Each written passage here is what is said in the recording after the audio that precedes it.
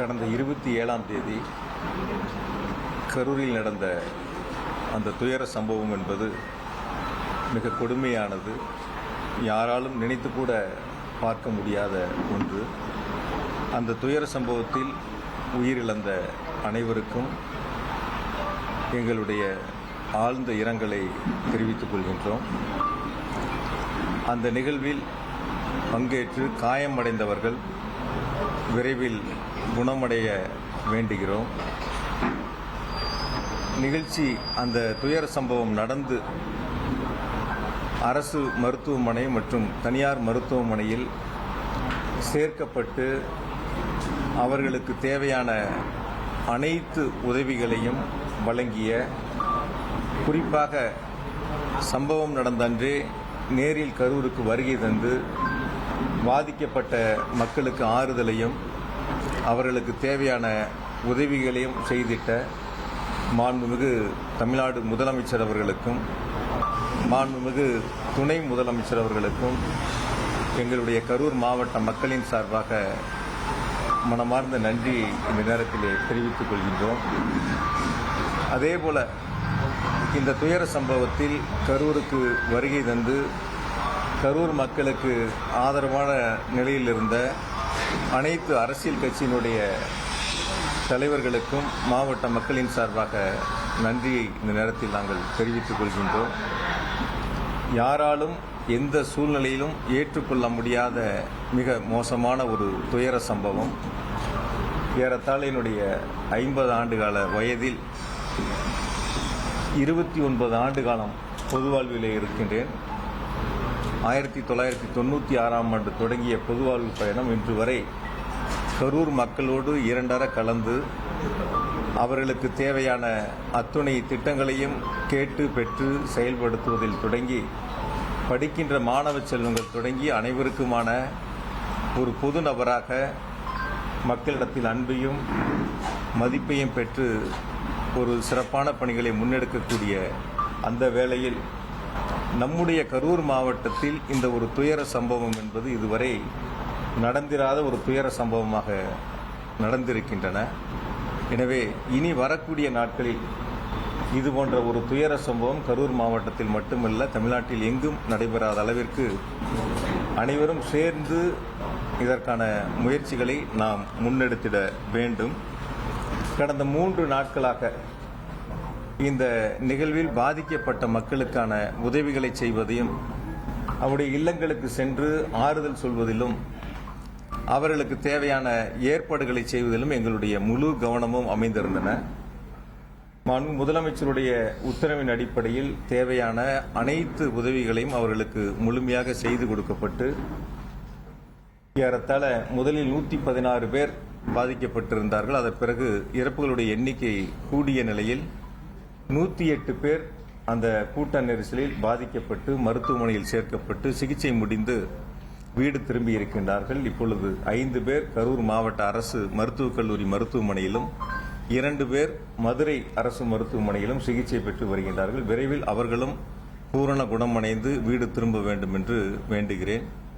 ஆகையால் இந்த ஒரு துயர சம்பவம் என்பது யாராலும் ஏற்றுக்கொள்ள முடியாத மிக மோசமான ஒரு துயர சம்பவமாக அமைந்திருக்கின்றன. எனவே இந்த நிகழ்வில் கட்சிகள் பார்க்காமல், இயக்கங்கள் பார்க்காமல் அனைவரும் ஒன்று சேர்ந்து அந்த மக்களுக்கு உதவிய தருணமாக அவர்களுக்கு தேவையான சிலவற்றை செய்த ஒரு நிகழ்வாக அமைந்திருக்கின்றன. இதுபோன்ற ஒரு துயர சம்பவங்கள் இனி எந்த காலத்திலும், எந்த சூழ்நிலையிலும், எந்த மாவட்டங்களிலும் நம்முடைய தமிழ்நாட்டில் நடந்திடக்கூடாது. அதற்காகத்தான் 3 நாட்கள் கழித்து உங்களை சந்திக்க வேண்டும். இந்த துயர சம்பவங்களில் இறந்தவர்களுக்கு இரங்கலையும் பாதிக்கப்பட்டவர்களுக்கு தேவையான உதவிகளையும் செய்து அவர்கள் பூரண குணமடைந்து இல்லம் திரும்ப வேண்டும் என்பதற்காகத்தான் இந்த பத்திரிகையாளர் சந்திப்பை நாங்கள் ஏற்பாடு செய்திருக்கின்றோம். தலைவர் விஜய் அவருடைய வீடியோல சொல்லும்போது மற்ற இடத்துல நடந்த கேம்பெயின் இந்த மாதிரியான சம்பவம் எங்கேயுமே நடக்கல, கரூர்ல மட்டும் ஏன் நடக்குது அப்படிங்கிற அந்த கேள்வியை முன்வச்சிருக்காங்க. உங்களுடைய பதில் பொதுவா நான் இது அரசியலா பார்க்க விரும்பல. தயவு செஞ்சு ஒரு மனிதாபிமானத்தோட, என்னை பொறுத்த வரைக்கும் கரூர்ல மொத்தம் 41 பேர் இறந்ததுல 31 பேர் கரூர் மாவட்டம். அது 27 குடும்பங்களை சார்ந்தவங்க. ஒவ்வொரு வகையிலையும் நான் நேரடியாக அந்த குடும்பத்தோட தொடர்புள்ளவன். தொடர்ந்து ஒவ்வொரு குடும்பங்களோடும் நேரடியாக நாங்கள் தொடர்பில் இருக்கக்கூடியவங்க. நேற்று ஒரு இல்லத்திற்கு இரங்கல் சொல்றதுக்காக போயிருந்தோம். அந்த தம்பி சனிக்கிழமை இந்த கூட்டம், ஞாயிற்றுக்கிழமை பெண் பார்க்க போகக்கூடிய தம்பி. டிசம்பர் மாதம் அந்த தம்பிக்கு திருமணம்.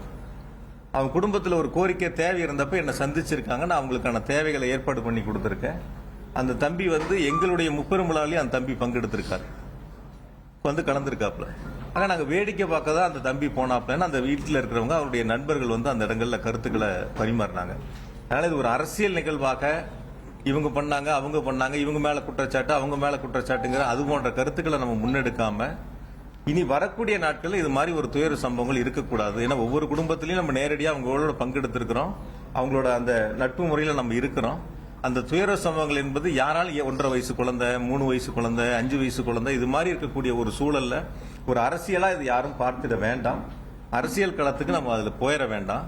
வரக்கூடிய நாட்கள்ல இது மாதிரி எந்த அரசியல் கட்சியினுடைய கூட்டமா இருந்தாலும் இது போன்ற நிகழ்வு இல்லாத அளவிற்கு அது ஒன்று சேர்ந்து செய்ய வேண்டிய ஒரு பணி. முக்கியமாக அந்த இடம் ஒரு நெருக்கமான பகுதி. அந்த இடத்துல எப்படி கொடுத்தாங்க காவல்துறையினர்? பல கூட்டங்களுக்கு இப்ப திருச்சியிலிருந்து நீங்களும் இங்க வருகை இருந்திருக்கிறீங்க. நிறைய பல ஆண்டுகளாக நீங்க தொடர்ந்து இதில் இந்த பணியில் இருக்கிறீங்க. அவங்க கேட்ட இடங்கள் முதல்ல லைட் ஹவுஸ் கார்னர், அதுல எவ்வளவு பேர் நிக்கலாம் நீங்க சொல்லுங்க. அந்த லைட் ஹவுஸ் கார்னர் ஜங்ஷன்ல அது ஒரு டர்னிங் பாயிண்ட். அது அந்த இடத்துல திரும்புற இடம் தானே. அது அந்த திரும்புற இடங்கள்ல அந்த லைட் ஹவுஸ் கார்னர்ல எவ்வளவு பேர் நிக்க முடியும்னு பத்திரிகையாளர் நீங்க தான் உலகத்துக்கு சொல்லணும். அதே மாதிரி அடுத்து கேட்டது உழவர் சந்தை. உழவர் சந்தையில எவ்வளவு பேர் நிக்க முடியும் நீங்க பாருங்க.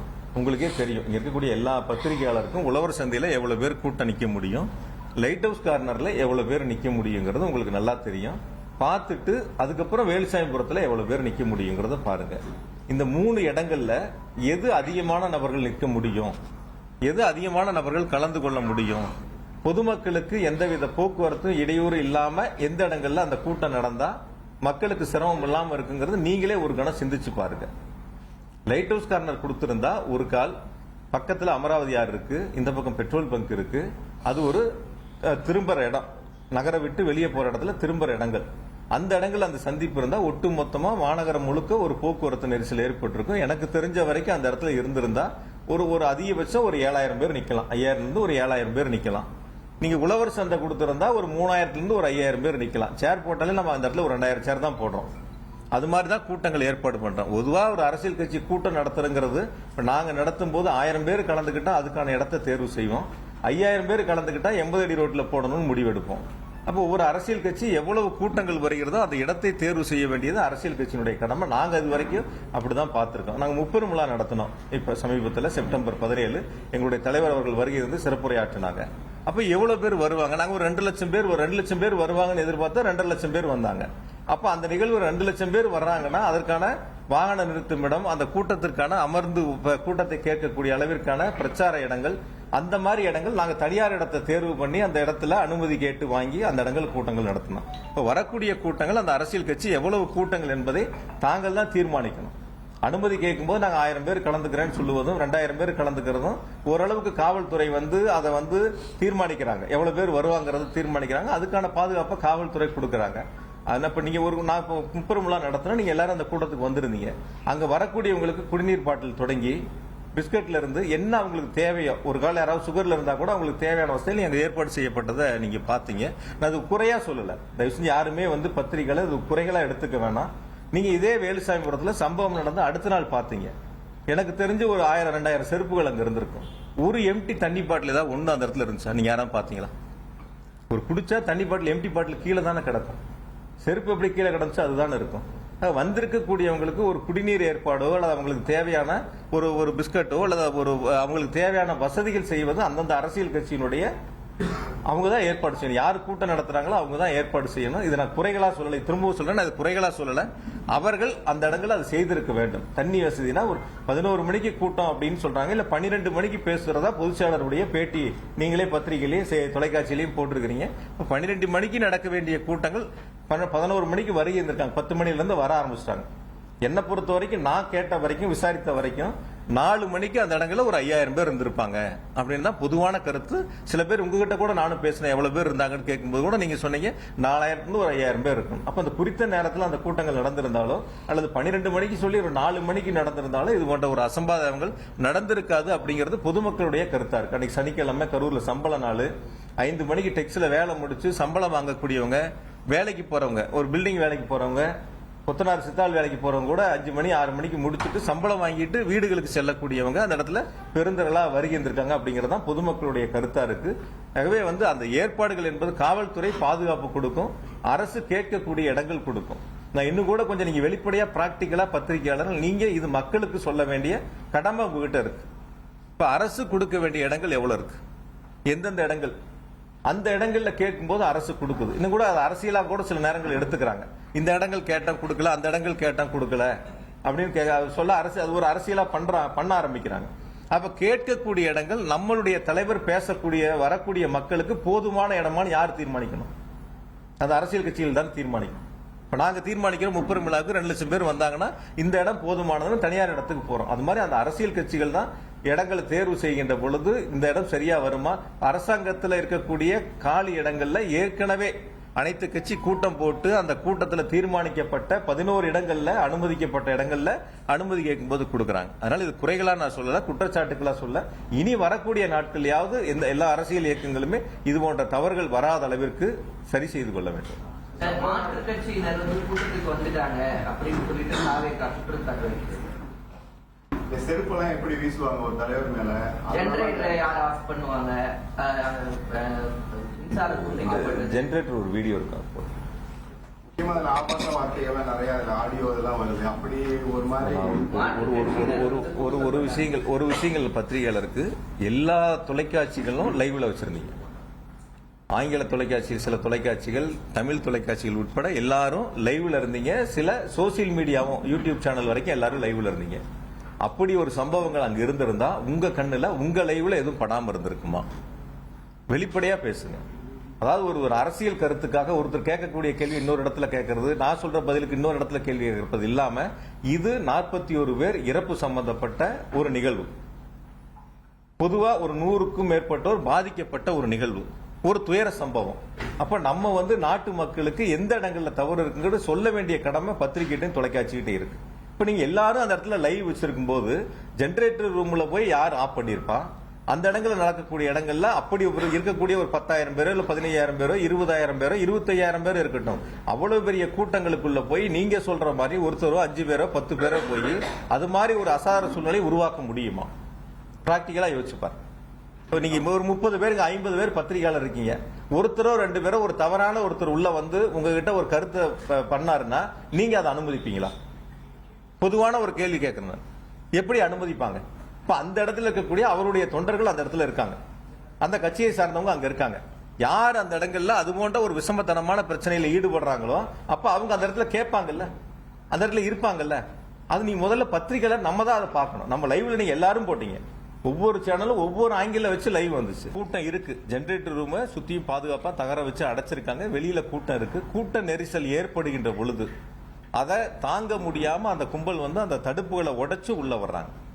உள்ள வரும்போது ஜெனரேட்டர் அங்க யார் அந்த ஜெனரேட்டர் ஏற்பாடு பண்ணாங்களோ, இன்னும் கூட நான் விளக்கமா சொல்றேன், இந்த ஜெனரேட்டர் ஆஃப் ஆகும்போது கூட ஸ்ட்ரீட் லைட் ஆஃப் ஆகல.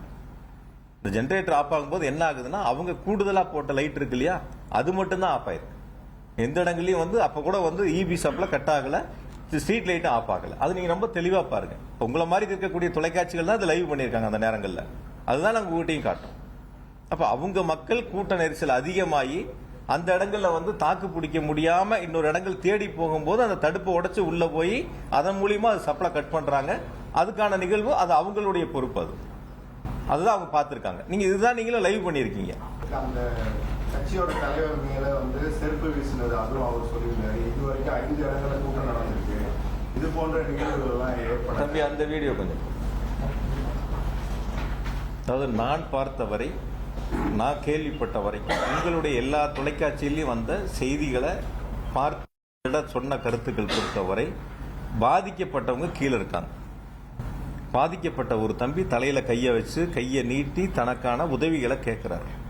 அது நீங்க பார்த்திருப்பீங்க. ஒரு தம்பி வந்து தண்ணி பாட்டில் உட்பட கீழே இருந்து கேட்கறாங்க. அதை தொடர்ந்து பேச்சு போயிட்டு இருக்கு.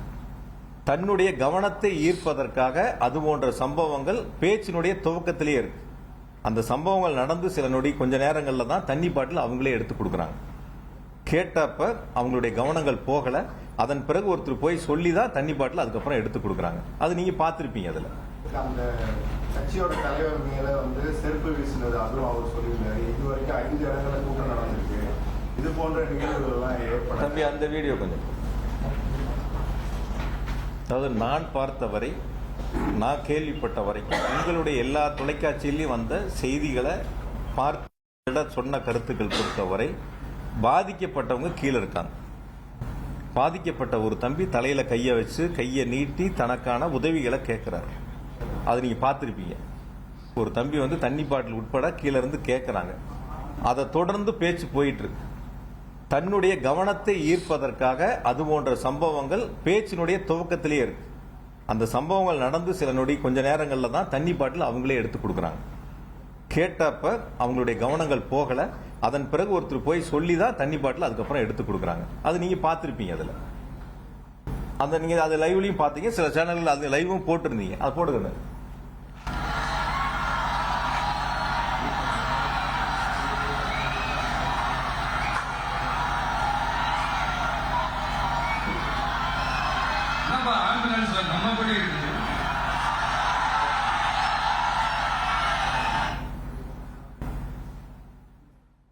முழுசா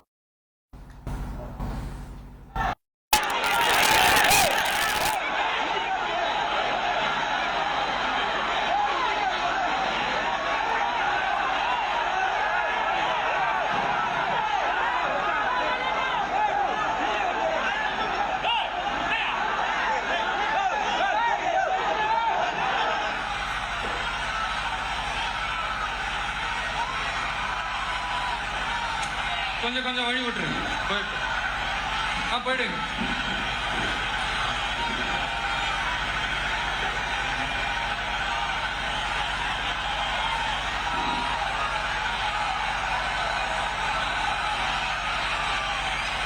சூப்பர் சூப்பர் சூப்பர்.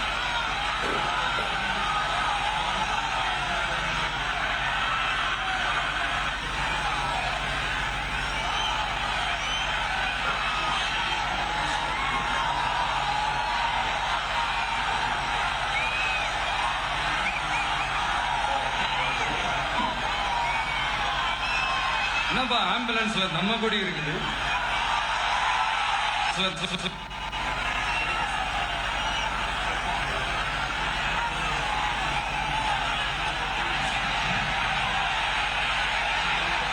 என்னாச்சு?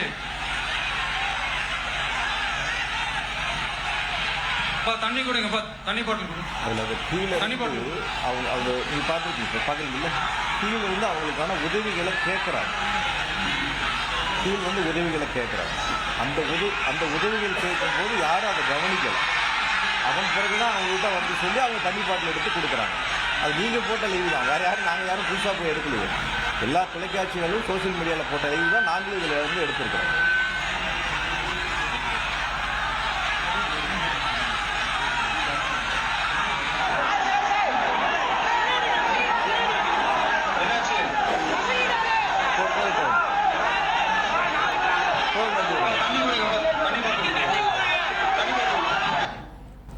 பொதுவாக ஒரு அரசியல் கட்சியெலாம் நான் இது கருத்துக்காக அரசியலுக்காக சொல்லலை. பொதுவாக ஒரு அரசியலுக்கு எந்த அரசியல் கட்சினாலும் சரி, ஒரு நடத்துகின்ற பொழுது அந்த அரசியல் கட்சியினுடைய தலைவர்கள் சீட்டோட அந்த வாகனத்தினுடைய பிரச்சார வாகனத்தினுடைய முன் சீட்டில் இருப்பாங்க. அல்லது கூட்டம் அதிகமாக இருந்தால் அந்த வாகனத்தின் மேலே ஏறி இருக்கக்கூடிய பொதுமக்களையும் தங்களுடைய தொண்டர்களையும் பார்த்து கையசைப்பாங்க. ஆனால் இந்த கூட்டத்தில் நடந்தது நீங்கள் எல்லாருமே லைவ் போட்டீங்க. ஏறத்தாழ கூட்டத்திற்கு ஒரு 500 மீட்டருக்கு முன்னாடியே வந்து வாகனத்தின் உள்பகுதியில் போயிட்டாங்க. ஸ்கிரீன் போட்டாச்சு, லைட் ஆஃப் பண்ணியாச்சு. முன் சீட்டில் தான் எல்லாரும் உட்காருவாங்க, கையசைப்பாங்க, மேலே நின்று கையசைப்பாங்க. இது வழக்கமான அரசியல் தலைவர்கள் செய்யக்கூடிய ஒரு நிகழ்வு. ஆனால் இது அது நேர்மாறாக வந்து அந்த 500 மீட்டருக்கும் ஏறத்தாழ அந்த வாகனங்கள் செல்வதற்கு 1 மணி நேரம் ஆயிருக்கு. 1 மணி நேரம் அதை கடந்து செல்வதற்கான சூழல் உருவாயிருக்கு. அந்த இடங்கள்ல கூட எனக்கு சொன்ன வரைக்கும் காவல்துறை வந்து கூட்ட நெரிசல் அதிகமா இருக்கு, கொஞ்சம் முன்னாடியே நிறுத்தி பேசிடலான்னு அவங்க எடுத்து சொல்லியும் அதை கேட்காம பிரச்சார இடங்கள் நாங்கள் நிர்ணயிக்கப்பட்ட இடங்கள்ல தான் கொண்டு போய் வாகனத்தை நிறுத்தணுங்கிறது பொறுமையா எடுத்து கொஞ்சம் கொஞ்சமா எடுத்து கொண்டு போய் அந்த இடங்கள்ல நிறுத்தினதா காவல்துறையினுடைய தகவல், அங்க இருக்கக்கூடிய பொதுமக்களுடைய கருத்து. ஆக கூட்ட நெரிசல் அதிகமா இருக்கும்போது கொஞ்சம் முன்னாடி நிறுத்தி பேசுறதுல எந்த விதமான தவறுகளும் இல்லை. வாகனத்துல முன்பகுதியில நின்று அங்கிருந்து நம்ம திருக்கம்பள்ளி ரவுண்டானால இருந்து கையசிச்சிருந்தாலோ அல்லது மேல நின்று கையசிச்சிருந்தாலோ அந்த இடங்கள்ல இது போன்ற கூட்ட நெரிசல் வந்திருக்காது அப்படிங்கிறது பொதுவான மக்களுடைய கருத்து. ஆக எல்லா இருக்கக்கூடிய மக்களும் கூட்ட இடத்திற்கு வர வேண்டும் என்பதற்காகவே இது போன்ற ஒரு நிகழ்வு ஏற்பட்டதா என்பது பொதுமக்களுடைய ஒரு சந்தேகமா இருக்கு. தன்னை பார்க்க வேண்டியவங்க எல்லாரும் பொதுமக்கள் அந்த பொதுக்கூட்டம் நடக்கக்கூடிய இடங்களுக்கு வந்தாதான் சரியா இருக்கும். அது வரைக்கும் முன் சீட்ல இருக்கக்கூடியவங்க அந்த கூட்டத்துக்கு 500 மீட்டருக்கு முன்னாடி ஏன் வந்து வண்டிக்கு வாகனத்துக்கு உள்ள போகணும், ஸ்கிரீன் போடணும், லைட் ஆஃப் பண்ணணும்? இது ஒரு பொதுவான எதிர்மறையான கேள்விகள் இருக்கு. நான் இங்க இருக்கக்கூடிய பத்திரிகையாளர் எல்லாத்துட்டும் கேட்கிறேன், தொடர்ச்சியா எங்களுடைய இயக்கத்தின் சார்பில் பத்திரிகையாளர் சந்திப்பு நடத்தினாலும் இது மாதிரி கேள்விகள் இருக்கிறீங்க. சோசியல் மீடியாலேயும் இது போன்ற கேள்விகள் இருக்கு.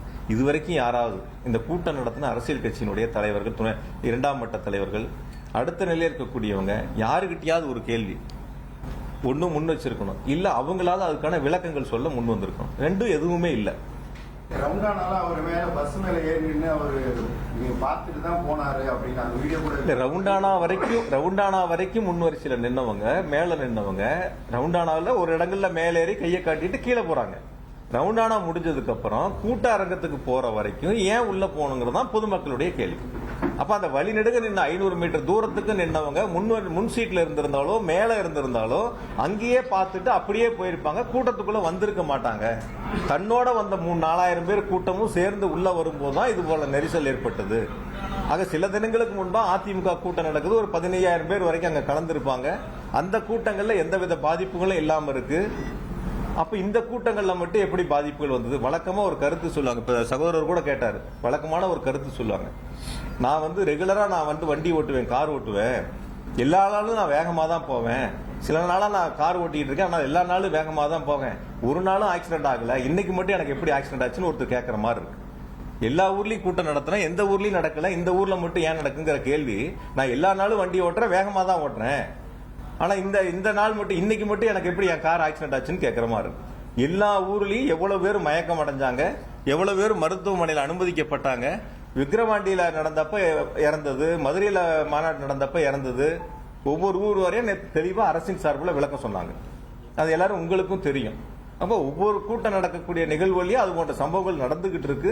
அதற்கு பிறகாவது சரி செய்யக்கூடிய ஒரு சூழலை உருவாக்கி இருக்கணும். அது உருவாக்காம இருந்திருக்காங்க. இனி வரக்கூடிய நாட்களையாவது அது சரி செய்யணும். அதை செய்யல. ஆனா காவல்துறையினர் இவ்வளவு கூட்டம் அதிகமாகுது, அந்த இடத்துல அவ்வளவு சதுர கிலோமீட்டர் பரப்பளவு தான் இருக்கு, கூட்டத்தை தடுத்திருக்கலாம், அது யாரும் பண்ணலன்னு அவங்களும் குற்றச்சாட்டு பண்ணிருக்காங்க. எல்லாரோட கேள்வியும் அதான் இருக்கு. அதாவது காவல்துறையினர் சொன்னது இப்ப நீங்க கேட்டீங்கல்ல, 500 மீட்டருக்கு முன்னாடியே அந்த வண்டி கூட்டம் ஆரம்பிக்கிற இடத்துலயே நிறுத்தி பேசலாம், ஓரளவுக்கு உள்ள போனா போதுமானதுன்னு சொல்லியும் அவங்க கேட்கல. நீங்க அந்த இடங்கள் வரைக்கும் போகணுங்கிறத, உள்ள போயே தீரணுங்கிறதுல அவங்க உறுதியா இருக்கும்போது காவல்துறை சொல்லியும் அவங்க கேட்கல. கேட்டிருந்தா இது போன்ற சம்பவங்கள் வந்திருக்காது. காவல்துறையினுடைய எந்த பேச்சையும் அவங்க கேட்காம தான். நான் இன்னும் கூட கொஞ்சம் சொல்றேன், என்ன விசாரணை இருக்கு, இப்ப விசாரணை கமிஷன் விசாரிச்சுக்கிட்டு இருக்காங்க. முழுசா நான் இது சம்பந்தமான கருத்துக்கள் சொன்னா விசாரணை கமிஷனுடைய அந்த விசாரணை என்பது பாதிப்புக்குள்ளாகும். அதனால இது சம்பந்தப்பட்டது விசாரணை கமிஷன் முடியட்டும், தெளிவா அவங்களுடைய விசாரணையில் என்னங்கிறது முழுசா தெரிய வரும். அதனால அது சம்பந்தமான கருத்துக்களை சொல்றேன். இன்னும் கூட வந்து நேற்று என்கிட்ட பேசும்போது ஒரு பத்திரிகையாளர் வந்து நான் இடையில தற்செயலா சந்திக்கும் போது ஒரு கருத்தை ஒன்று சொன்னாங்க.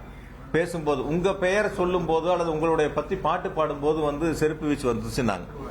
அந்த மாதிரி ஒரு பாட்டு பாடும்போது வந்து ஒரு செருப்பு வீச்சு வந்துச்சுன்னாங்க. நீங்க எல்லாரும் அந்த வீடியோக்களை பாத்தீங்க. எத்தனை மணிக்கு மொத்தமே மேடையில நின்று அந்த வாகனத்துல மேல நின்று இருந்தது 19 நிமிஷம். அந்த வாகனத்துக்கு மேல இருந்து அந்த சைடு போடுது.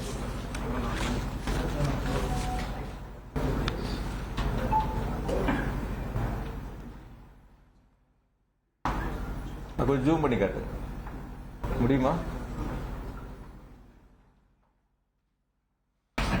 அதாவது மேல வண்டிக்கு போன இதுல 3 நிமிஷம் 5 செகண்ட்ல இருந்து 3:31 வரைக்கும் என்னை பத்தி பேசிட்டு கடைசியா பேசுறேன்னு சொல்லி தேர்தல் வாக்குறுதி சம்பந்தமா பேச ஆரம்பிக்கிறாங்க. 5:35க்கு கரூர் விமான நிலையத்தை பத்தி திரும்ப பேசுறாங்க. பேச ஆரம்பிச்ச பேச்சில இருந்து 6 மணிக்கு மயங்கி விழுந்தவங்களுடைய பகுதியிலிருந்து முதல் செருப்பு அந்த செருப்பு வீசுறாங்க. இது பேச ஆரம்பிச்சு 6வது நிமிஷத்துல 6வது நிமிஷத்துல அந்த சம்பவம் நடக்குது. 6:40க்கு திரும்ப 2வது ஒரு செருப்பு வீசுறாங்க அதே இடங்கள்ல. அந்த 6 நிமிஷத்துல 2வது ஒரு சம்பவம் நடக்குது. 7:12க்கு கூட வந்த அந்த அரசியல் கட்சியோட தலைவருடைய உதவியாளர் போய் இந்த மாதிரி நிறைய மயக்கம் போடுறாங்கன்னு பக்கத்துல போய் கருத்து சொல்றாங்க. நீங்க எல்லாரும் அதை லைவ்ல பாத்தீங்க. அந்த கருத்துக்களை சொல்றாங்க. அதுக்கப்புறம் அவங்க ஆம்புலன்ஸை கூப்பிடுறாங்க. ஆம்புலன்ஸ் வருது, ஆம்புலன்ஸ்ல ஏத்துறாங்க, கூட்டிட்டு போறாங்க. எல்லா வேலைகளும் நடக்குது. சில பாதுகாவலர் போய் நிறைய பேர் மயக்கம் அடைகிறதையும் போய் அவங்க கிட்ட காதுக்கு சொல்றாங்க. அதெல்லாம் 14வது நிமிஷம். அந்த மேடை வண்டி ஏறினதுல இருந்து 14வது நிமிஷத்துல தான் அது போல ஒரு சம்பவங்கள் நடக்குது. திரும்பவும் என்ன பத்தி பேசுறது மொத்தம் 19 நிமிஷத்துல 16வது நிமிஷம் தான் என்ன பத்தின பேச்சு திரும்ப வருது. இந்த சம்பவங்கள் நடக்கிறதெல்லாம் முதல்ல 5 நிமிஷத்திலேயே வண்டிக்கு போய் 5வது நிமிடத்திலேயே நடந்துருது. இப்ப எந்த நேரங்கள்ல எது நடந்துச்சு என்னங்கிறதே தெரியாம ஒரு சமூக வலைத்தளத்துல ஒரு சம்பவம் நடக்குது. அந்த சம்பவத்துக்கு யார் மீதாவது செய்யக்கூடிய தவறுகளை ஒத்துக்கொள்ளாமல் அல்லது செய்யக்கூடிய தவறுகளை சரி செய்ய வேண்டும் என்று முயற்சி எடுக்காமல் இந்த தவறுகளுக்கு அரசின் மீது, தமிழ்நாடு அரசின் மீது இந்த தவறுகளை திருப்பி விட வேண்டும் என்ற நோக்கத்தில் இதுபோன்று சமூக வலைத்தளங்களில் ஒரு சாரார் பரப்பி வருகிறார்கள். இது சம்பவம் எப்ப நடந்துச்சு, செருப்பு வீச்சு எப்ப நடந்துச்சு, என்ன பத்தி எப்ப பேசினாங்க, என்ன பத்தி 16வது நிமிடத்துல தான் பேச ஆரம்பிக்கிறாங்க. 19வது நிமிடம் கூட்டம் முடியுது. 19வது நிமிடத்துல கூட்டம் முடியுது. ஆம்புலன்ஸை பொறுத்த வரைக்கும் நேற்று ரொம்ப தெளிவா அரசு சார்பில் விளக்கம் கொடுத்திருந்தாங்க. 2 வாகனம் நாமக்கல்ல இருந்து கூடயே வருது. அந்த போட்டோ காட்டு. 2 வாகனம் நாமக்கல் கூட்டத்திலிருந்து 2 ஆம்புலன்ஸ் கூடயே வருது. உங்க லைவ் போட்டவங்க எல்லாத்துக்கும் லைவ்ல இருக்கும். இந்த வண்டி நாமக்கல்ல இருந்து கூடயே வருது. 2 வண்டி. அந்த கட்சியை சேர்ந்த ஒரு மருத்துவர் தான் அந்த 2 வண்டிகளை ஏற்பாடு பண்ணி அங்கிருந்து கூட கொண்டு வர்றாங்க. இதுக்கு பிறகு போதுங்க நான் பண்ணு. இதுக்கு பிறகு 5 வாகனங்கள் கரூர் மாவட்டத்தை சேர்ந்த அந்த கட்சியை சேர்ந்த மருத்துவடி மாவட்ட துணை செயலர் ஒருத்தர் 5 வாகனங்களை பேசி 3000 ரூபாய் வாடகைக்கு எடுத்து 15000 ரூபாய் பணம் கொடுத்து 5 வாகனங்களை தயாரா வச்சிருக்காங்க. அதுதான் அந்த 7 வண்டிகள். 5 வண்டி இவங்க ரெடி பண்ணது, 2 வண்டி கூட வந்தது. எந்த இடங்களையும் நீ யாராவது ஒருத்தர் நான் அது கூட சில சங்கடங்கள் பட்ட எங்க நிர்வாகிகள் மேல, அது எந்த இடங்கள் அந்த தவறு நடந்துச்சுன்னா மருத்துவமனையில பிரேத பரிசோதனை முடிஞ்சு போகும்போது அந்த மருத்துவமனையை சேர்ந்த ஒரு சகோதரர் அந்த தவறு பண்ணிட்டார். எந்த இடங்களையும் கூட்டம் நடந்த இடங்கள்ல எங்களுடைய ஆம்புலன்ஸ் வாகனங்கள் எதுவுமே போகல. அவங்க முத கால் பண்ணது 108. அதாவது வாட்டர் பாட்டில் மருத்துவக் கல்லூரியில நள்ளிரவுல கேட்கறாங்க. அப்ப கடைகள் அடைக்கப்பட்டிருக்கு. நம்ம கிட்ட இருந்த வெளியில இருந்த வரைக்கும் எடுத்துட்டாங்க. நம்ம கிட்ட இருந்தது கையில இருந்தது கேட்கறாங்க, கொண்டு போய் கொடுக்கணும். அங்க உணவு வேணுங்கிறது கொண்டு போய் கொடுத்தோம். தனியார் மருத்துவமனையில சிகிச்சை பெற்றவங்களுக்கு கட்டணங்களை நாங்க செலுத்தணும். என்ன உதவிகள் வேணுமோ நாங்க செஞ்சோம். இது அரசியலா பார்க்கல. எங்க கட்சி, எங்க தலைவர் சொல்லியிருக்காங்க, ஒரு அரசியல் தலைவர் பாதிக்கப்பட்ட பொதுமக்களா இருந்தாலும் தொண்டரா இருந்தாலும் எந்த உயிரிழப்பையும் ஏத்துக்க மாட்டாங்க. அதுதான் அரசியல் தலைவர். அது மாதிரிதான் நாங்க எங்க தலைவர் வழியில தான் நாங்க போய் அவங்களுக்கு உதவி பண்ண தான் போனோம். அப்படி குறை சொல்லக்கூடியவங்க அவங்க அதுக்கான ஏற்பாடுகளை செஞ்சிருக்கலாம். யாராவது குறை சொல்லி அரசியல் பேச நினைக்கிறவங்க அந்த வாட்டர் பாட்டில் ஏற்பாடு பண்ணிருக்கலாம். இல்ல அவங்களுக்கு தேவையான உதவிகளை நான் செய்யறேன், முன்னாடி நின்று நான் உங்களுக்கு தேவையான உணவுகளை ஏற்பாடு பண்றேன் யாராவது ஒருத்தர் சொல்லியிருக்கலாமே. வெறுமனே பாக்குறேங்கிறது ஒவ்வொரு இதா இருக்கலாம். பட் அந்த மாதிரி குற்றச்சாட்டு சொல்லக்கூடியவங்க அவங்க அதுக்கான பணிகளை முன்னெடுத்து செஞ்சிருந்தாங்கன்னா அது நாங்களும் அதை ஏத்துக்கிறோம். அதனால எந்த விதமான மாற்று கருத்து இல்ல, எந்த விதமான சூழல் இல்ல. அதனால இந்த சம்பவங்களை பொறுத்தவரை நடைபெற்றது முதல் 5-6 நிமிடங்களுக்குள்ள என்ன பத்தி பேச ஆரம்பிச்சது 19வது நிமிடத்துல. முதல்ல இதை பத்திரிகையாளர் நீங்க தெளிவுபடுத்திக்க. சமூக வலைதளங்கள்ல வர்றதுங்கிறது அரசியல் காழ்ப்புணர்ச்சியால பல்வேறு அரசியல் இயக்கங்களை சேர்ந்தவர்களை யார் மீதாவது பழி சுமத்த வேண்டும் என்பதற்காக சொல்லக்கூடிய குற்றச்சாட்டு. ஆகையால் பத்திரிகையாளர்களும் தொலைக்காட்சிகளும் முதல்ல இந்த உண்மை நிலவரங்களை நீங்க தெரிஞ்சுக்க. ஆகையால் இது எந்த வகையிலும் இது அரசியல் படுத்தக்கூடிய நிகழ்வு அல்ல. ஒருத்தரா வீடியோல சொல்லியிருக்காரு சிஎம் சார் அப்படின்னு சொல்லி மென்ஷன் பண்ணி, சிஎம் சார் மென்ஷன் பண்ணி அவர் சொல்றாரு அவரோட வீடியோ. அதாவது நான் கொஞ்சம் பாதிக்கப்பட்ட மக்களுடைய இல்லத்துல ஒருத்தனா இருந்து பேசுறேன். நான் என்னை பொறுத்த வரைக்கும் என் குடும்பத்தை நேசிக்கிறத விட என்னுடைய மாவட்ட மக்கள், என்னுடைய தொகுதி மக்களை நான் ரொம்ப அளவுக்கு அதிகமா நேசிக்கக்கூடியவன். ரொம்ப அளவுக்கு அதிகமா அவங்களுக்கு உண்மையா இருக்குன்னு நான் நினைக்கக்கூடியவன். அவங்களுக்கு தேவையான உதவிகளை செய்யணும்னு நினைக்கக்கூடியவன். படிப்பா இருந்தாலும், மருத்துவமா இருந்தாலும், ஒரு போட்டித் தேர்வாக இருந்தாலும் ஒரு விளையாட்டு போட்டிகளாக இருந்தாலும் எல்லா சூழ்நிலையிலும் ஒன்றா இருக்கு. நான் இன்னைக்கு கூட காலையில் வந்து எங்களுடைய கரூர் தொகுதியில் வந்து ஒரு 30 மாணவ மாணவிகள் வந்து விமானத்தில் முதல்ல பயணிக்கிறாங்க. 6வது 7வது 8வது படிக்கிறவங்க ரவுண்ட் டேபிள் அதை ஏற்பாடு பண்ணாங்க. என்னையும் அதில் அழைச்சிருந்தாங்க. நான் எனக்கும் டிக்கெட் போட்டிருந்தாங்க. நான் அவங்கள போய் விமான நிலையத்தில் வழி அனுப்பிட்டு நான் அங்கே வரேன். என்னால் அவங்க போக முடியல. அங்கே அவங்கள வழி அனுப்பி வச்சுட்டு வரேன். அப்போ தொகுதி மக்களோட மாவட்ட மக்களோட 2 கலந்து எந்த சூழ்நிலையும் எங்களுடைய தலைவர் பிறந்தநாள் வந்தால் கூட ஒரு அரசியல் கட்சி பார்த்து இவங்க எந்த கட்சியை சார்ந்தவங்கன்னு பார்த்து நாங்கள் உதவி பண்ணதே இல்லை இது வரைக்கும். திராவிட முன்னேற்ற கழகத்தை பொறுத்த வரைக்கும், எங்களை பொறுத்த வரைக்கும் இவங்க எந்த கட்சியை சார்ந்தவங்க, இவங்களுக்கு மட்டும்தான் இந்த பொருளை கொடுப்போம், இவங்களுக்கு மட்டும்தான் அந்த உதவி செய்யும் நாங்கள் பார்த்ததில்லை. எங்கள் அலுவலகத்தில் எந்த மனு வந்தாலும் எந்த கட்சியும் நாங்கள் கேட்டது கிடையாது. அவங்க எல்லாத்துக்கும் சரிசமமாக உதவி செய்யக்கூடிய இடங்கள்ல அந்த பணிகள் நாங்கள் முன்னெடுத்திருக்கோம். அதையால வந்து அந்த நீங்க வீடியோவை பொறுத்த வரைக்கும் அதுக்கு பிறகு வந்த சம்பவங்கள், நீங்க சமூக வலைத்தளமா இருக்கட்டும், பொதுமக்கள் இருந்து வரக்கூடிய கருத்துக்களா இருக்கட்டும், நீங்க பாருங்க எந்த மாதிரியான ஒரு எதிர்மறையான கருத்துக்கள் வந்துச்சு. நடைபெற்ற சம்பவங்களில் இப்ப நான் வந்து என்ன கேட்கறீங்க, எப்படி வந்து பாதிக்கப்பட்ட உடனே அவர் மருத்துவமனைக்கு போனார். நான் இந்த கட்சி ஆட்சியில் தான் இருக்கேன், இங்கேதான் இருக்கேன். எங்களுடைய பகுதி செயலர் ஒன்றிய செயலர் கூட்டம் 6 மணிக்கு என்னோட ரவுண்ட் டேபிள் நிர்வாகிகள் இந்த நிகழ்ச்சி இன்னைக்கு போற சம்பவமான நிகழ்ச்சி சம்பந்தமா என்னோட வந்து கிட்டத்தட்ட ஒரு 3/4 மணி நேரம் 1 மணி நேரம் என் கூட பேசிட்டு இருக்காங்க என் வீட்டில். அதை முடிச்சுட்டு நான் கட்சி ஆஃபீஸ் வரேன். இங்க இருக்கும்போது எனக்கு தகவல் வருது, இந்த மாதிரி வந்து பாதிக்கப்பட்டிருக்காங்க, மருத்துவமனைக்கு நீங்க போங்கன்னு சொல்றாங்க.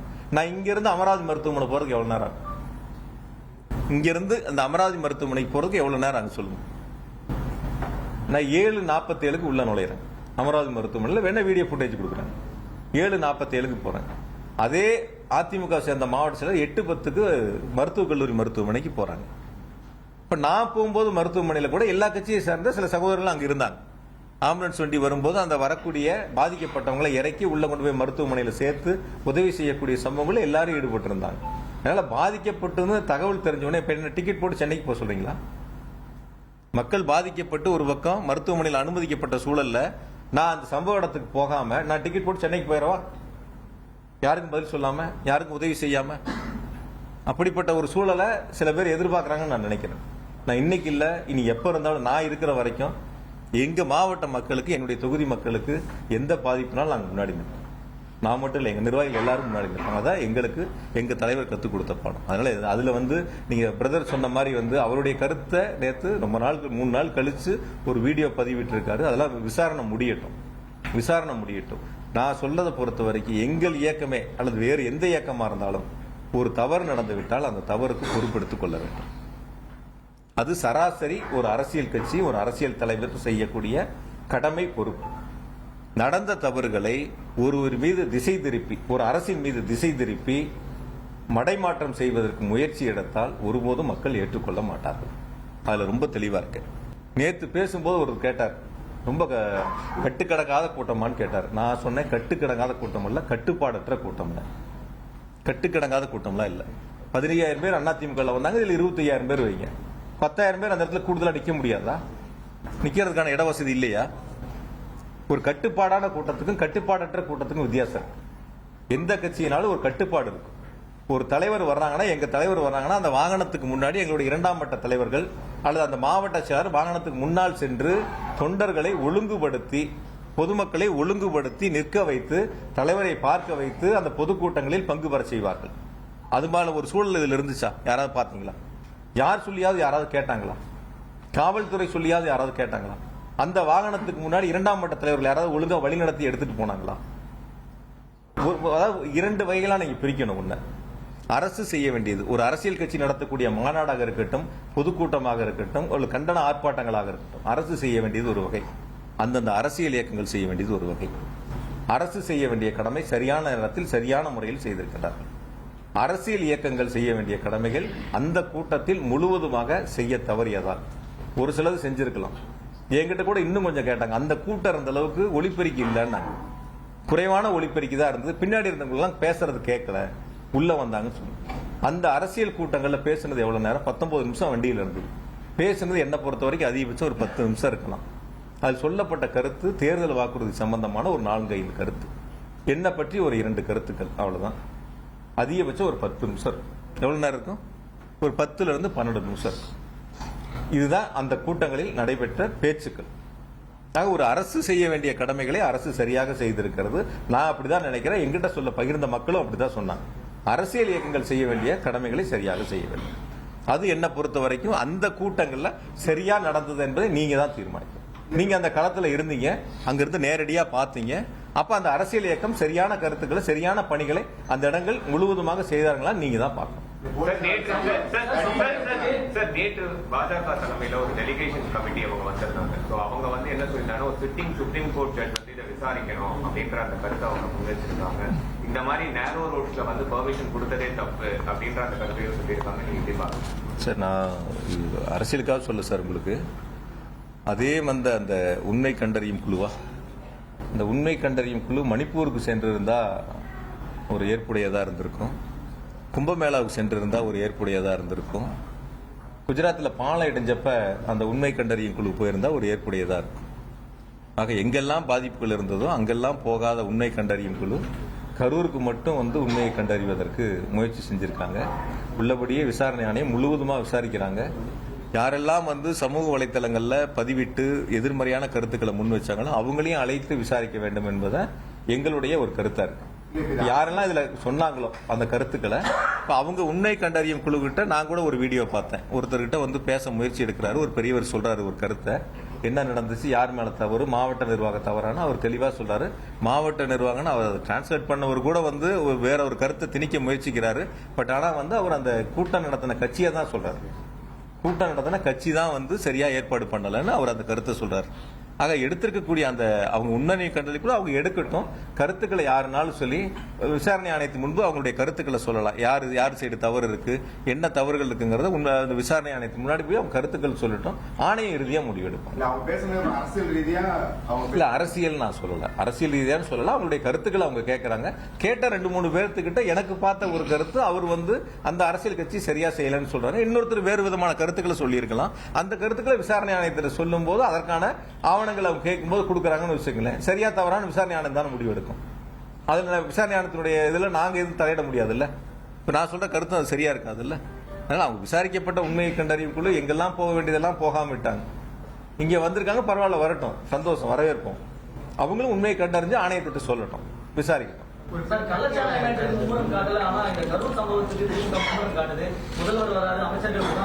சார் எந்த சம்பவமா இருந்தாலும் சரி, நீங்க சொன்ன சம்பவத்திற்கும் எங்களுடைய மாண்பு துணை முதலமைச்சரும் நேரில் சென்று அவர்களுக்கான ஆறுதலை சொல்லி அனைத்து உதவிகளையும் செய்தார்கள். தமிழ்நாடு அரசை பொறுத்த வரைக்கும் யார் பாதிக்கப்பட்டாலும், எந்த சூழ்நிலையில் பாதிக்கப்பட்டாலும், எந்த தேசத்தில் பாதிக்கப்பட்டாலும் அரசு அவர்களுக்கு துணை நிற்கும். அதுல குறிப்பா முதலமைச்சர்கள் முன்னின்று அவர்களுக்கு துணை நின்று அவர்களை காப்பாற்றக்கூடிய இடங்கள்ல ஒரு பணிகளை முன்னெடுத்திருக்கின்றார்கள். அது எந்த மாநிலமா இருந்தாலும் சரி, எந்த நாட்டில் இருந்தாலும் சரி. வெளிநாடுகளில் பாதிப்பு இருக்கிற போது தமிழ்நாடு அரசு தான் முன்னாடி நிற்குது. வெளி மாநிலங்களில் பாதிப்புங்கிற போது தமிழ்நாடு அரசு தான் முன்னாடி இருக்கு. எங்க ஊரை சேர்ந்த ஒரு மருத்துவர் வட இந்தியால சுற்றுலா போயிட்டு பாதிக்கப்பட்ட பொழுது அங்க அவர் கூட்டிட்டு மருத்துவ சிகிச்சை டெல்லியில கொடுத்து திரும்ப சென்னையில அவர் எங்க முதலமைச்சரை சந்திச்சு நன்றி தெரிவிச்சுட்டு போனார். அதுபோல ஒரு நல்ல ஒரு அரசாங்கத்தை தான், நல்ல சூழலை தான் முதலமைச்சர் உருவாக்கிட்டு இருக்காங்க. உயிரிழந்தவர்களோட குடும்பம் உட்பட பல பகுதிகளில் பொதுமக்கள் காவல்துறை சரியான பாதுகாப்பு வசதிகள் செய்யலன்ற குற்றச்சாட்டு வைக்கிறாங்க. செய்திகள் மூலமா பார்த்து அதுதான் சார் நான் உங்ககிட்ட சொன்னேன். அதே சமூக வலைத்தளங்கள்ல பாராட்டக்கூடிய செய்திகள் இருக்கு. அதே சமூகம் நீங்க ஒரு செய்தியை மட்டும் பாக்குறீங்க, ஒரு செய்திகளை மட்டும் பாக்குறீங்க. சில அரசியல் இயக்கங்கள் தவறுதலாக அரசின் மீது குற்றச்சாட்டுகளை முன்னெடுக்க வேண்டும் என்று ஒரு மனப்பான்மையோடு எடுக்கக்கூடிய ஒரு சில செய்திகளை மட்டும், உங்களுக்கு தேவையான செய்திகளை மட்டும் எடுத்துக்கிறீங்க. அதே சமூக வலைத்தளங்கள்ல பாராட்டி எவ்வளவு பேர் பதிவிட்டு இருக்காங்க, அது நீங்க பாக்கணும்ல. இதுல எத்தனை பேர் இருக்காங்க, அதுல எத்தனை பேர் இருக்காங்கன்னு பாக்கணும்ல. பாராட்டக்கூடிய மக்கள், நீங்க இன்னும் 27 குடும்பங்களுக்கு நாங்க போனோம்ல, போன வரைக்கும் அவங்க எதுவும் குற்றச்சாட்டுகள் சொன்னாங்களா? 108 பேர் பாதிக்கப்பட்டு காயமடைஞ்சவங்க அவங்க எதுவும் குற்றச்சாட்டுகள் சொன்னாங்களா? அங்க இருக்கக்கூடிய மக்கள் நேரில் போனவங்க எதுவும் குற்றச்சாட்டுகளை சொன்னாங்களா? நான் கூட இன்னைக்கு காலையில பேசும்போது என்னுடைய நண்பர் ஒருத்தர் கேட்டாரு, யாரோ ஒருத்தர் சமூக வலைத்தளத்தில் பார்த்தேன் கத்தியில கிழிச்சிருந்தாங்கன்னு சொல்லிட்டு. இப்ப நான் அதுக்கு கேட்டேன், நான் கத்தியில கிழிச்சிருந்தா அவங்க எந்த மருத்துவமனையில் அனுமதிக்கப்பட்டாங்க? அப்ப அந்த சமூக வலைத்தளத்தில் வரக்கூடிய செய்தி, ஒருவர் ஒரு பாதிப்பு, ஒரு ரத்த காயம் ஏற்படுகிறது, ஒரு கத்தியில கிழிச்சிடறாங்கன்னு சொன்னா ஏதாவது ஒரு மருத்துவமனையில், அரசு மருத்துவமனையோ தனியார் மருத்துவமனையோ ஏதாவது ஒரு இடத்துல ஒரு சிகிச்சைக்கு போயிருக்கணும்ல, போயிருக்கணுமா இல்லைங்களா? கைதான மாவட்ட செயலரோட மனைவியே சொல்றாங்க ஸ்ப்ரே அடிச்சாங்க அப்படின்லாம் அவங்களே ஸ்டேட்மெண்ட் கொடுக்குறாங்க. அதாவது 2 நாள் கழித்து அந்த ஸ்டேட்மெண்ட் எப்போ வருது? அன்னைக்கு பாதிக்கப்பட்ட அன்னைக்கு அதே மாவட்டத்துடைய மனைவி அந்த மருத்துவமனைக்கு வந்திருக்கலாம், பாதிக்கப்பட்டவங்களை பார்த்திருக்கலாம், 2 நாள் கழித்து தன்னுடைய கணவர் கைது செய்யப்படுகிறார் என்று தெரிந்தவுடன் அதற்கான கருத்துக்களை முன்னெடுக்கிறவங்க 2 நாட்கள் 3 நாட்கள எங்க போனாங்க? நான் இன்னும் கூட கேட்கிறேன். சரி, அப்படி சொல்லக்கூடிய அவருடைய மனைவி அதற்கான ஆவணங்களை நேரடியா விசாரணை கமிஷன்ல போய் சொல்லலாம். எந்த இடங்கள்ல நீங்க எல்லாரும் லைவ் போட்டீங்கல்ல, அப்படி யாராவது ஸ்ப்ரே அடிச்சிருந்தா அந்த லைவ்ல யாரோ ஒருத்தரோட லைவ்ல வரும்ல, உங்களுடைய லைவ்ல ஏதோ ஒரு சேனல் லைவ், ஏதோ ஒரு யூடியூப் லைவ்ல ஏதோ ஒரு இடங்கள்ல இருக்கும்ல. கருமாவட்டத்திற்கு சமீபத்தில் வந்த எடப்பாடி பழனிசாமி நடிகர் விஜயா இருக்கணும் 10 ரூபா அப்படின்னு சொல்லி உங்களை சொல்லி இருக்காங்க. இதுக்கு உங்களோட விளக்கம் அதாவது அரசியல் ரீதியா கருத்துக்களை முன்வைக்க நினைச்சவங்க அது எடுபடல. தனிப்பட்ட முறையில குற்றச்சாட்டுக்களை முன் வச்சு அந்த கருத்துக்களை அதன் மூலியமா ஒரு அவதூறுகளை அல்லது ஒரு தவறான ஒரு எண்ணத்தை மக்களிடத்துல உருவாக்கலாம்னு அவங்களுடைய முயற்சிகளை முன்னெடுக்கிறாங்க. நான் பொதுவா இது அரசியல் இயக்கங்களுக்கு எல்லாத்துக்கும் சேர்ந்து பொதுவான ஒரு கருத்தை இருக்கக்கூடிய சூழல். இப்ப அந்த துறையில் இந்த இடத்துல இல்லை, இப்ப நான் அதுல இருந்து வெளில வந்திருக்கேன். இருந்தாலும் சொல்ல வேண்டியது என்னுடைய கடமை. இப்போ அதிமுக பொதுச் செயலராக இருக்கட்டும் அல்லது இப்ப வந்த அரசியல் கட்சியினுடைய தலைவராக இருக்கட்டும், 2016 இருந்து 21 வரைக்கும் இது போன்ற ஒரு சம்பவங்கள், அதாவது டாஸ்மாக்ல 10 ரூபாய்க்கு கீழே கூடுதலா வசூலிக்கப்பட்ட அது சம்பந்தமான புகார்கள் வந்து நடவடிக்கை எடுக்கப்பட்டது 7540. இப்ப போன அதிமுக ஆட்சியில் 10 ரூபாய்க்கு மேல கூடுதலாக வசூலிக்கப்பட்டு நடவடிக்கை எடுக்கப்பட்டது 8666. இது கடந்த அதிமுக ஆட்சியில் வசூல் பண்ண அபராத தொகை ஏறத்தாழ 14 கோடி ரூபாய் அந்த ஆட்சியில வசூல் பண்ணியிருக்காங்க. அபராத தொகைகள் இந்த மாதிரி கூடுதல் விலைக்கு விற்றவர்கள் மீது நடவடிக்கை எடுத்து அபராத தொகையை வசூலிச்சிருக்காங்க. 2021 பிறகு திமுக ஆட்சியில இதன் மீது எடுக்கப்பட்ட நடவடிக்கை, அதாவது 10 ரூபாய்க்கு கீழே தொடுக்கப்பட்ட விசாரித்து எடுக்கப்பட்ட நடவடிக்கை 18,253. 18,253 விசாரிக்கப்பட்டு நடவடிக்கை எடுக்கப்பட்ட புகார்கள். அதேபோல 10 ரூபாய்க்கு மேல 2,356. இது நடவடிக்கை எடுக்கப்பட்டு 8,51,00,000 ரூபாய் அவர்களிடமிருந்து அபராதமாக வசூலிக்கப்பட்டிருக்கின்றன. நான் கொஞ்சம் வெளிப்படையாவே உங்ககிட்ட சொல்றேன். நான் இப்ப இந்த 5 வருஷத்துல இது போன்ற புகார்கள் வருகின்ற பொழுது அந்த கூடுதல் தொகை ஒருவருக்கு செல்லுகிறது என்று சொன்னால், கடந்த 5 ஆண்டு அதிமுக ஆட்சியில் இது போன்று கூடுதலாக வசூலிக்கப்பட்ட தொகை எடப்பாடி பழனிசாமிக்கு சென்றிருக்கும். அப்ப இன்று முதல் எடப்பாடி பழனிசாமி 10 ரூபாய் பழனிசாமி என்று அழைக்கப்படலாம். நான் யதார்த்தமா சொல்றேன். இதே சூழல் தான் கடந்த அதிமுக ஆட்சியிலே இருந்துச்சு. இதே போலதான் வந்து நடவடிக்கைகள் எடுக்கப்பட்டிருக்கு. அதை விட கடுமையான நடவடிக்கை இப்பொழுது எடுக்கப்பட்டிருக்கு. அவங்க எடுத்த விட 2 மடங்கு புகார்களுக்கு நடவடிக்கை எடுக்கப்பட்டு அபராதம் வசூலிக்கப்பட்டிருக்கு. அப்ப கடந்த ஆட்சியில் இருக்கப்பட்டது இப்ப நீங்க வசூல் பண்ணது ஒருத்தருக்கு போகுது அப்படின்னு நீங்க சொல்லி அவங்களுடைய பேச்சுக்கள் இருந்தால், அப்ப அவங்களுடைய கருத்து அவங்க ஆட்சியில் வசூலிக்கப்பட்டது அவருக்கு போயிருக்கும். அவர் அதை ஒத்துக்கணும். யாராவது ஒருவர் டாஸ்மாக்ல பணிபுரியக்கூடிய ஒரு எம்ப்ளாயி தொழிலாளி, நாங்க இது போன்ற சம்பவங்களில் எங்க இடத்துல இப்படி ஒரு தவறுகள் வந்து நடக்குது, கேட்கறாங்க, பண்றாங்க, யாராவது ஒருத்தர் புகார் சொன்னாங்களா? அரசியலுக்காக அரசின் மீது புழுதி வாரி தூற்ற வேண்டும் என்ற ஒரு தீய நோக்கத்தோடு எதிர்க்கட்சி தலைவர், அரசின் மீது குற்றச்சாட்டுகளை சொல்ல முடியாதவர், இது போன்ற ஒரு முன்னெடுப்புகளை எடுப்பதற்கு முயற்சி எடுக்கிறார். எனக்கு தெரியும், என்னை பத்தி என்னுடைய மக்களுக்கும், என்னுடைய தொகுதி மக்களுக்கும், மாவட்ட மக்களுக்கும் நான் எப்படிப்பட்டவன் என்று, எப்படி மக்களிடத்தில் பழகுகிறேன் என்று என்னுடைய தலைவருக்கு தெரியும். என்னுடைய குணங்கள் என்ன, என்னுடைய செயல்பாடுகள் என்னன்னு சொல்லி இவர் எனக்கு சான்றிதழ் கொடுக்க வேண்டியதில்லை. இவர் அப்படி இருந்தா இவரே வழக்கு தாக்கல் செய்யலாம். இது போன்ற தவறுகள் நடக்குதுன்னு இவரே வழக்கு தாக்கல் செய்யலாம். அதுக்கு நீதிமன்றம் நடவடிக்கை எடுக்கும். அதை விட்டுட்டு பொதுவெளியில வந்து உண்மைக்கு மாறா தவறான ஒரு செய்தியை அவதூறு பரப்பக்கூடிய இடங்கள்ல அவர் முன்னெடுப்பாரு. அதுக்கு இன்னொரு அரசியல் கட்சி முன்னெடுக்கும். அதுக்கு ஒரு பாட்டு பாடுவாங்க. இதுல ஏதாவது ஒரு சம்பவம் தெரியுமா? அந்த பாட்டு பாடினவர் ஏதாவது இது மாதிரி இப்படி ஒரு சூழல் கீழே இருக்குன்னு ஏதாவது தெரியுமா? போன 5 வருஷம் என்ன நடவடிக்கை எடுத்தாங்கன்னு தெரியுமா? இந்த 5 வருஷம் என்ன நடவடிக்கை எடுத்திருக்குன்னு நேற்று பாட்டு பாடின அரசியல் தலைவருக்கு தெரியுமா? எதுவுமே பொதுவெளியில என்ன நடக்குதுன்னே தெரியாதவங்க ஏதோ கொடுக்கறத அந்த இடங்கள்ல ஒரு பாட்டா பாடி பண்ணணுங்கிறதுல மொத்தம் 19 நிமிஷத்துல 10 நிமிஷம் பேசிட்டு இப்ப இது போன்ற ஒரு பேர் இழப்பை உருவாக்கி இருக்காங்க. அதனால வந்து நான் இன்னும் கூட சொல்றேன், நான் அதுல அந்த போடப்பட்ட இப்ப வழக்கு ஒன்று போட்டிருக்காங்க. அது நீதிமன்றத்தில் இப்ப விசாரணையில் இருக்கு. மொத்தம் அதுல போட்டதே வந்து 41 வழக்கு. ஏற்கனவே இது போன்ற புகார்கள் வழக்கு பதிவு செய்யப்பட்டது. அதுல 34 வழக்கு கடந்த அதிமுக ஆட்சியில் போட்டோம். இடி எடுத்திருக்கிற கேஸ்ல 34 கேஸ் போன அதிமுக ஆட்சியில் போடப்பட்ட கேஸ். 7 கேஸ் தான் 2021 பிறகு திமுக ஆட்சியில் போடப்பட்ட கேஸ். ஆனா விசாரணை போன ஆட்சியை பத்தி விசாரிக்காம இப்ப இருக்கக்கூடிய நிகழ்வு மட்டும் விசாரிப்பதாக நீதிமன்றத்தில் வழக்கு. நீதிமன்ற வழக்கு முடியிட்டு இது சம்பந்தம் இன்னும் முழு விவரங்களை சொல்றேன். நீங்க அந்த கருத்தை கேட்டதுனால என்ன நடவடிக்கைகள் எடுக்கப்பட்டிருக்கு, 2 மடங்கு அதன் மீது கடுமையான நடவடிக்கை எடுக்கப்பட்டு துரிதமாக நிர்வாகம் செயல்பட்டிருக்கு. வரக்கூடிய நாட்களில் இது போன்ற தவறுகள் இருக்கக்கூடாதுங்கிறதுக்காக தான் இந்த மாதிரி கடுமையான நடவடிக்கைகள் எடுக்கப்பட்டிருக்கு. அதனால அரசு நிர்வாகத்தை பொறுத்தவரை எதிர்க்கட்சிகள் சொல்லக்கூடிய குற்றச்சாட்டுகள் மக்களிடத்தில் எடுபடாமல், மக்கள் அதை ஏற்றுக்கொள்ள முடியாத சூழலில் அரசின் மீது அவதூறு பரப்ப வேண்டும், தனிப்பட்ட முறையில் காழ்ப்புணர்ச்சி காரணமாக விமர்சனங்களை முன்வைக்க வேண்டும் என்பதற்காக பொதுவெளியில் சொல்லக்கூடிய கருத்துக்களை மக்கள் ஒருபோதும் ஏற்றுக்கொள்ளக்கூடிய மனநிலையில் இல்லை. அதை மக்கள் தெளிவாக உணர்ந்திருக்கின்றார்கள். அது அரசியல் இயக்கங்கள் உணராமல் மீண்டும் மீண்டும் ஒரு பொய் செய்தியை முன்னெடுப்பதற்கு முயற்சி செய்கிறார்கள். பயணத்திட்டம் திடீரென மாற்றி அமைக்கப்பட்டதில் ஏதாவது உள்நோக்கம்? நிறைய பேர் இப்ப கேள்வி கேட்டப்ப கூட சொன்னேன் நான், இது நீங்க அவங்க கிட்ட கேட்கணும். ஏங்க திடீர்னு தள்ளி வச்சீங்க, ஏங்க 7 மணி நேரம் லேட்டா வந்தீங்க, ஏங்க 12 மணிக்கு பேசுறாருன்னு சொல்லி 3 மணிக்கு காவல்துறையில கடிதம் கொடுத்தீங்க, 7 மணி நேரம் காலதாமதம் எதனால 1 மணி நேரம் வாகனத்துக்கு உள்ள போய் அமர்ந்துகிட்டீங்க, எதனால லைட் ஆஃப் பண்ணீங்க, ஏன் கூட்ட நெரிசலுக்குள்ள வண்டியை கொண்டு போய் கட்டாயப்படுத்தி உள்ள கொண்டு போய் நிறுத்தினீங்க, கூட்ட நெரிசலுக்கு முன்னாடியே நிறுத்தி இருக்கலாமே, கூட்டம் ஆரம்பிக்கும் போதே ஒரு சீட்டு வண்டியோட முன் சீட்லயோ அல்லது மேலேயே நின்று பொதுமக்களை பார்த்து கையாட்டி இருக்கலாமே, கையெச்சரிக்கலாமே, இதெல்லாம் ஏன் செய்யலன்னு அவங்கள பார்த்து கேட்க வேண்டிய கேள்வி, அதற்கு பதில் சொல்ல வேண்டிய கடமை பொறுப்பையும் அவங்களுக்கு இருக்கு. இந்த சுய சம்பவம் நிகழ்ந்தது காரணம் தாவேகா தலைவர் விஜய் அப்படின்னு சொல்றீங்க. அதை நான் இது அரசியலா பார்க்கல, நான் ஆரம்பத்திலேயே உங்களுக்கு சொல்லிட்டேன். யார் தவறு செய்திருந்தாலும் அந்த தவறை யாராக இருந்தாலும் ஒற்றுக்கொள்ள வேண்டியது அவருடைய கடமை பொறுப்பு. யாரா இருந்தாலும் சரி.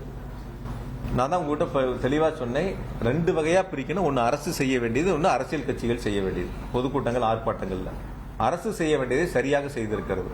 அரசியல் கட்சிகள் சரியாக செய்திருந்தால் இது போன்ற தவறுகள், இது போன்ற இழப்புகள் ஏற்பட்டிருக்காது. அதுலதான் நான் ரொம்ப தெளிவா சொல்றேன் நான்.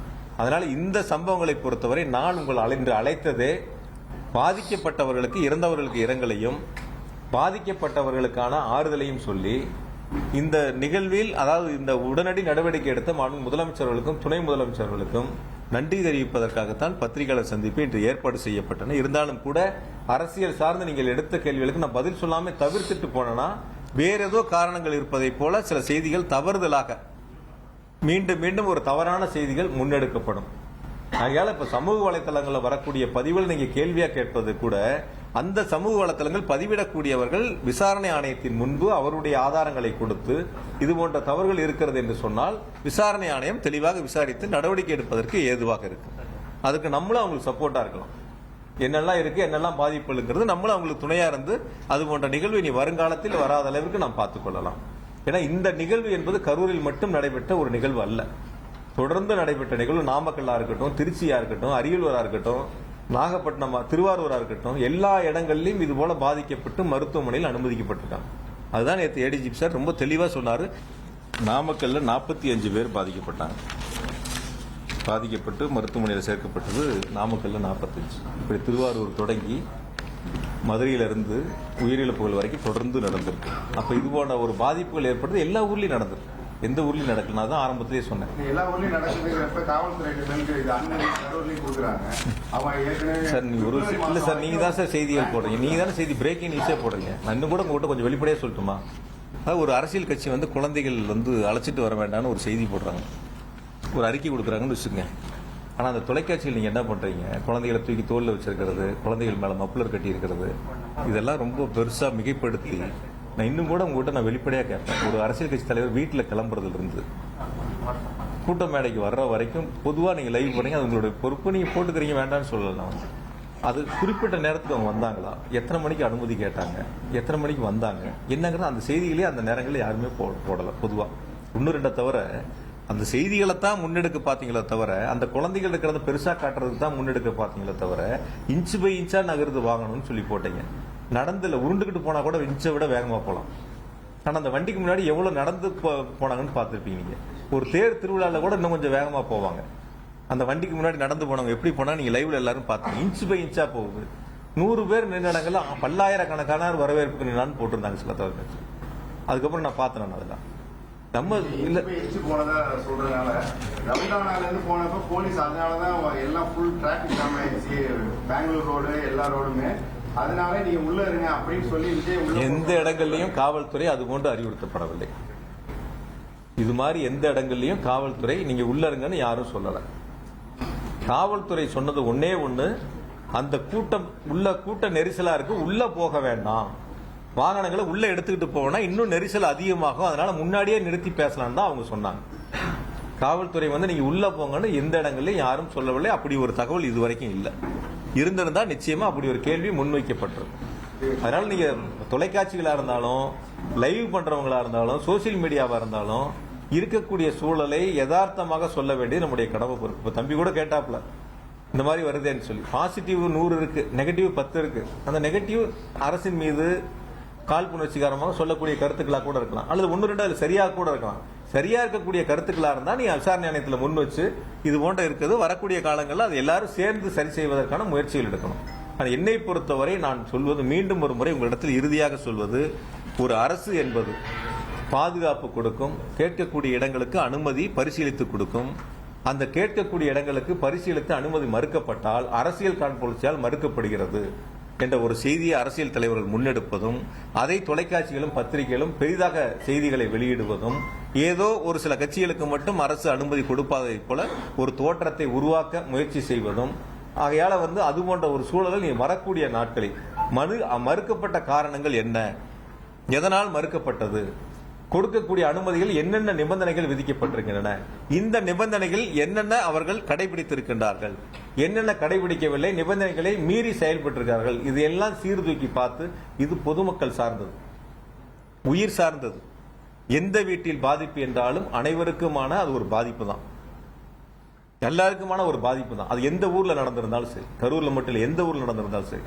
ஆக எல்லாருமே வரக்கூடிய நாட்களில் இது போன்ற ஒரு சூழல் இல்லாத அளவுக்கு சரி செய்ய வேண்டிய பங்கு எல்லாத்துக்கும் இருக்கு. அதுக்கு அரசினுடைய கடமை மிக சிறப்பாக தெளிவாக செய்திருக்கின்றார்கள். காவல்துறைய பங்கு மிக சிறப்பாக, அவரே நன்றி சொன்னாரே, அவரே ஆரம்பத்தில் நன்றி தானே சொன்னாரு, ஒன்னும் காவல்துறை குறை சொல்லலையே. நான் இந்த இடத்துக்கு நின்று நான் பேசுறது காரணமே காவல்துறை தான், நன்றின்னு தான் அவர் சொன்னாரு. இப்ப காவல்துறை தன்னுடைய பங்கை சரியாதான் செஞ்சிருக்கு, கடமையை சரியாதான் செஞ்சிருக்காங்க. அந்த இடங்கள்ல இருக்கக்கூடிய குறைகளை எடுத்து சொல்ல வேண்டிய கடமை பொறுப்பு இருக்கு, சரி செய்ய வேண்டியது அந்தந்த அரசியல் கட்சிகளை சார்ந்தவர்களுடைய கைகளில் இருக்கின்றன. அதை வரக்கூடிய நாட்களில் சரி செய்ய வேண்டும். ஆக நான் இன்னைக்கு அழைத்ததில் நீங்கள் கேட்ட கேள்விகளிலும், குறிப்பாக என் மீது சொல்லப்பட்ட புகார்களில் நீங்கள் வைத்த அந்த புகார்களுக்கு நான் தெளிவான விளக்கங்களை சொல்லியிருக்கேன். எனவே நான் நேசிக்கக்கூடிய, எங்கள் தலைவரால் கொண்டு வரக்கூடிய திட்டங்களை செயல்படுத்தக்கூடிய, நான் போற்றி வழங்கக்கூடிய என்னுடைய மாவட்ட மக்களாக இருந்தாலும், என்னுடைய தொகுதி மக்களாக இருந்தாலும், நாங்கள் இணைந்து பணியாற்றக்கூடிய, முன்னெடுத்திருக்கக்கூடிய அத்துணை பணிகளையும் மக்களுக்கு நன்றாக தெரியும். ஆகையால ஏதோ ஒரு சில அரசியல் இயக்கங்கள் காழ்ப்புணர்ச்சி காரணமாக நடந்திருக்கக்கூடிய தவறுகளை அரசின் மீது திசை திருப்பதும், அல்லது தனிப்பட்ட என் மீதோ அல்லது மற்றவர் மீதோ திசை திருப்பும் முயற்சி என்பதும் ஒரு தவறான செயலாகும். அதற்கு யாரும் துணை போக வேண்டாம்.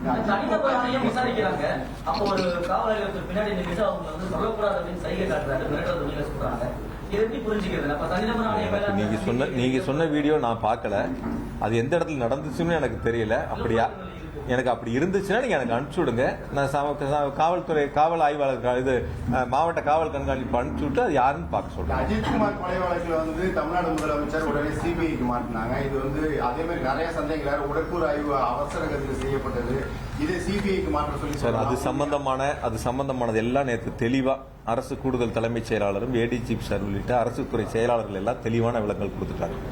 மிக தெளிவான விளக்கங்கள் நேற்று முழுவதுமாக கொடுக்கப்பட்டிருக்கின்றன.